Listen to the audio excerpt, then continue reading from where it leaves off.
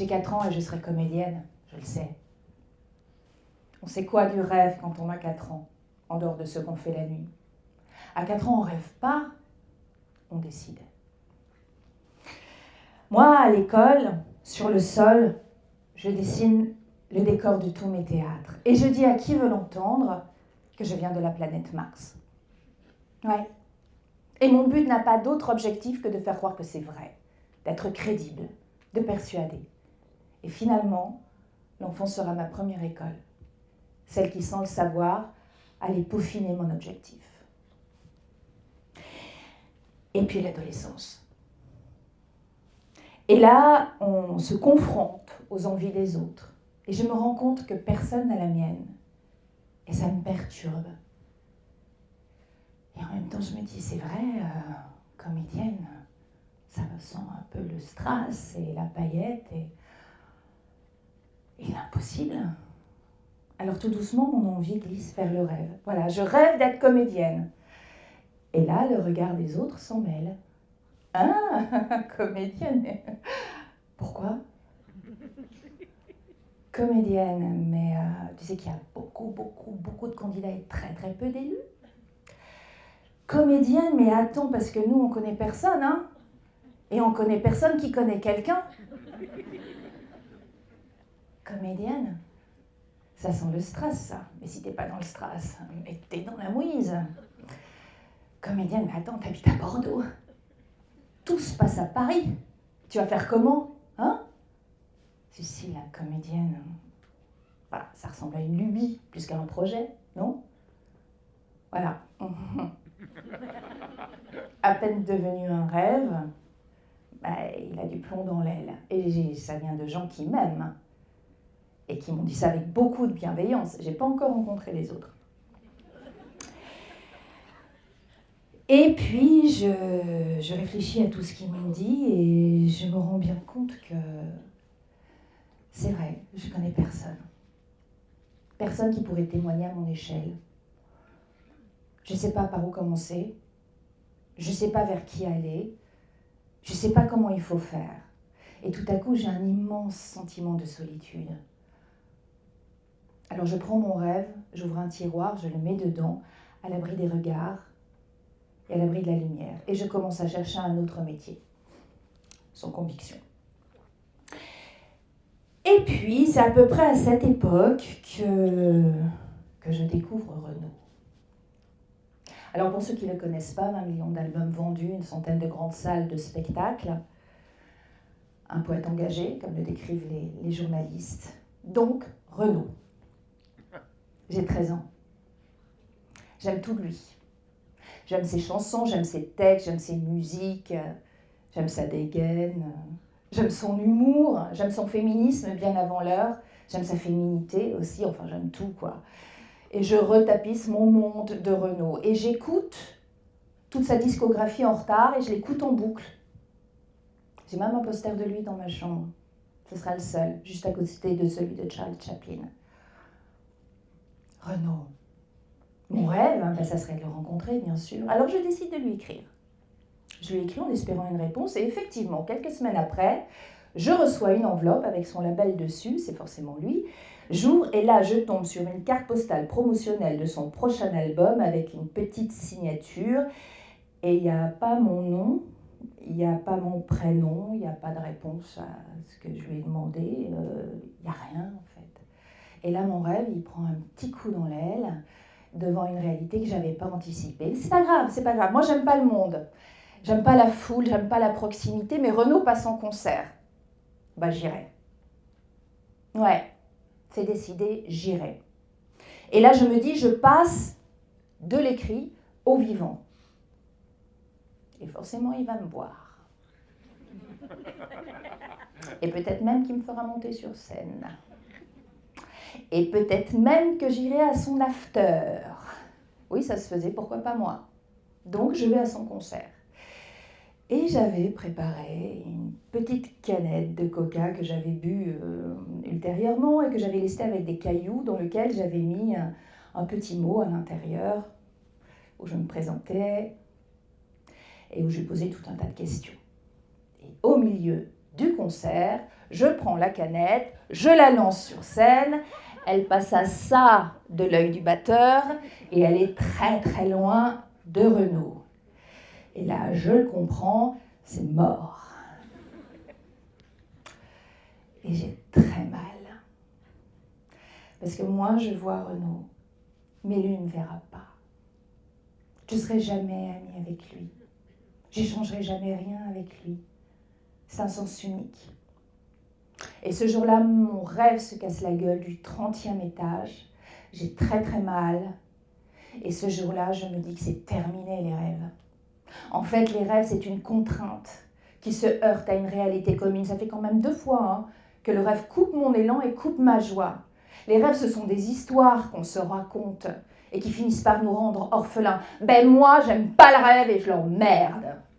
Et j'ai 16 ans. Je continuerai à écouter Renaud. Mais j'aimerais plus jamais une personnalité comme je l'ai aimé lui. 16 ans. 16 ans et un après-midi au lycée, me revient en pleine gueule l'envie de jouer. Je dis l'envie, pas le rêve, ça y est, je suis fâchée. Non, je dis une envie, peut-être même une nécessité. Alors j'ai arrêté de dire aux gens que je voulais être comédienne, mais en revanche, je dis volontiers que je veux faire du théâtre, et j'en fais. Et c'est ma place, et je le sais, et je le sens. Et là, je sonde plus personne. J'écoute plus personne. Je propose aux gens de me regarder au théâtre, et là, je ne sonde plus personne. Je n'écoute plus personne. Je vais tout droit, et par chance, le professorat me trouve du talent. C'est quand même difficile d'avoir un trou sur ce genre de phrase. Donc le professorat me trouve du talent, et c'est la première fois de ma vie que j'entends ça. Ben, très bien, j'en aurai pour rien d'autre. Et je ne me donne aucune chance de faire autre chose. Et je ne travaille et ne me donne aucun moyen pour faire autre chose. Non. À partir de maintenant, je ferai ce que je voudrais. Bon, je ne me donne aucune chance pour faire autre chose. Et ma méthode sera radicale. Pour lever le rêve, je vais brûler tous les bateaux qui peuvent m'emmener ailleurs. Et à ce moment-là, ce qui était avant un rêve dans un tiroir est bel et bien sorti. Il n'a plus du tout cette petite figure évanescente de petites choses. Non. Il a une tête, 2 bras, 2 jambes, et je lui apprends à marcher. Je décroche mon bac.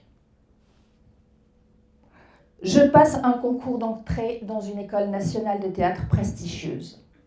Je suis parmi les 20 derniers sur plus de 1000. Je monte à la capitale, j'apprends, je trouve un agent.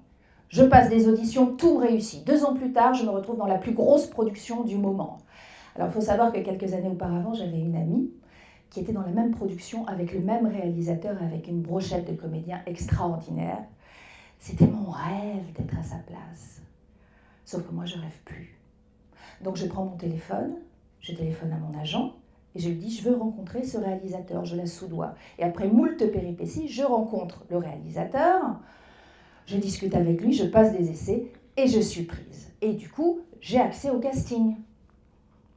Et là, qui est-ce que je vois en premier rôle? Renaud. Renaud, qui sera donc Étienne Lantier dans le film Germinal de Claude Berry. Je me précipite sur le scénario pour voir si j'ai des scènes avec lui. Bon, j'en ai pas, mais c'est pas grave, parce que le tournage va durer 8 mois, et sur les 8 mois, je vais forcément le rencontrer, les scènes sont tournées dans le désordre. Et effectivement, 1 mois après le début du tournage, je me retrouve dans la calèche à côté d'Annie Dupéré, moi en bourgeoise naïve pour les besoins du film, et une centaine de figurants tout autour, et au milieu, le regard vert de Renaud. Je le vois. Et il me voit. Il me voit. 9 ans après, il me voit. Et là, je me dis, c'est pas possible, là. Si, ça y est, c'est mon rêve qui est en train de me rattraper malgré moi. Et il me terrasse. Quelque temps après, Je me retrouve dans la loge coiffure, je suis en train de me faire maquiller. Renaud rentre. Il s'assoit à côté, il se fait coiffer. Et là, j'ose lui demander du feu. Et là, j'ai ce qui était avant un rêve qui est en train de récupérer une tête de bras, de jambes. Et il allume ma cigarette. Et il me parle un peu. Et je lui réponds un peu. Et j'aimerais tellement lui dire tout ce qui nous a unis tous les deux sans qu'il le sache. Mais je peux pas. Je peux pas parce que je suis timide. Alors le soir, je rentre dans mon hôtel et j'écris un courrier de 4 pages où je lui explique tout. Le concert, la canette, sa carte postale de merde, la conscience qu'il a éveillée en moi, une conscience humaniste, je lui dis tout. Et quand je le revois, je lui donne la lettre. Et je le retrouve un petit peu plus tard. Il me sourit. Je crois qu'il l'a lu. Je lui souris. C'était l'heure du déjeuner. Il avait fini sa journée. Moi, j'allais commencer la mienne. L'équipe était en train de tourner encore quelques scènes. Il vient vers moi, il me demande si je veux déjeuner avec lui. Oui. Il part dans sa loge, il revient avec son accordéon, et je me retrouve dans le local cantine avec Renaud, qui me fait un concert pour moi toute seule. Et là, le rêve me rattrape. Il me sidère.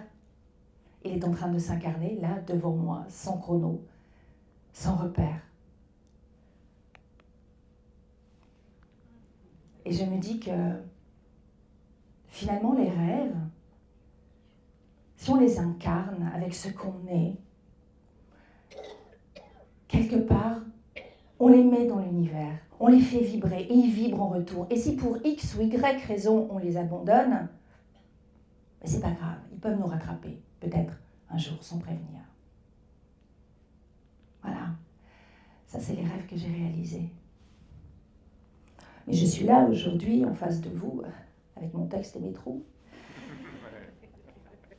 Il faut savoir que je suis beaucoup plus à l'aise dans la salle, dans l'ombre, qu'ici dans la lumière.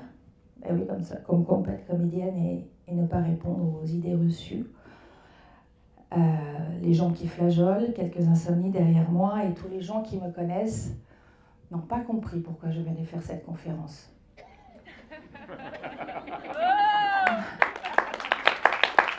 Mais moi, je sais pourquoi.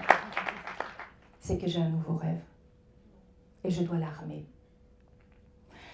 Il y a 2 ans de ça, le monde allait aussi mal qu'aujourd'hui. Et je suis quelqu'un de particulièrement sensible aux choses qui l'entourent. Donc je ne vais pas bien. Et une personne qui me connaît très très bien m'a proposé de découvrir des fictions sud-coréennes. Et il m'a déplacée au bon endroit. J'ai été éblouie.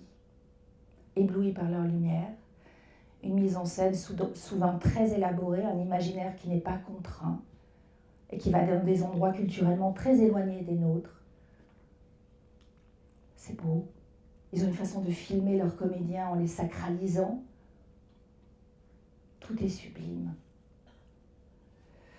J'ai envie de vivre dans leur histoire. J'ai envie de le faire. J'ai envie de créer ce pont artistique entre la Corée du Sud et la France. Et comme un rêve n'a pas de limite, soyons fous, j'ai envie de partager cet espace avec l'un de leurs comédiens qui s'appelle Gong Yoo. Alors moi j'ai envie de demander à la salle qui connaît les fictions sud-coréennes. C'est pas ouf, hein? Et qui connaît Gong Yoo? 3 personnes.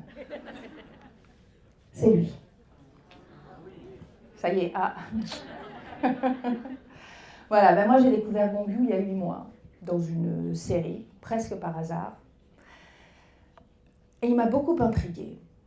Donc j'ai commencé à regarder d'autres films, d'autres séries, en sachant qu'en France on n'a pas accès à tout. Et il a une singularité, il a une asymétrie dans le regard. Donc sur certaines scènes, il joue 2 choses à la fois. Il a une élégance, une mélancolie, il a une fragilité émotionnelle, une délicatesse. Il est à l'aise et sincère dans le rire, pas facile, mais aussi dans les larmes. Et entre les deux, il y a une multitude de nuances. Il les a toutes. En fait, il a une vérité intemporelle. Et évidemment, il participe à mon envie de créer ce pont artistique entre la Corée du Sud et la France. Et dans ma besace, j'ai un dossier avec beaucoup d'idées, avec quelques références, avec des noms, et c'est tout. Donc je compte sur cette conférence pour me permettre d'armer mon rêve, le nourrir, lui trouver une tête, deux bras, deux jambes, et lui permettre de marcher. Et je n'ai pas besoin qu'on me rappelle que ça va être difficile. Voilà, je suis là en face de vous, là, en train de dépasser mes barrières, mes limites, pour vous parler des rêves qui se sont réalisés et pour vous parler de mon rêve. Et devant vous tous, et plus encore, de l'oser. Alors maintenant, j'ai envie de vous poser une question à vous dans la salle, si vous avez des rêves, ou même un rêve. Est-ce qu'il est assez fort pour brûler tous vos bateaux qui pourraient vous emmener ailleurs? Est-ce qu'il est assez fort pour lui trouver une tête, deux bras, deux jambes et lui apprendre à marcher? Est-ce qu'il est assez puissant pour l'inscrire dans l'univers? C'est pas à moi que vous devez répondre, c'est à vous. Parce que le rêve, c'est une aventure intime. Et ce sera un parcours très solitaire. Merci.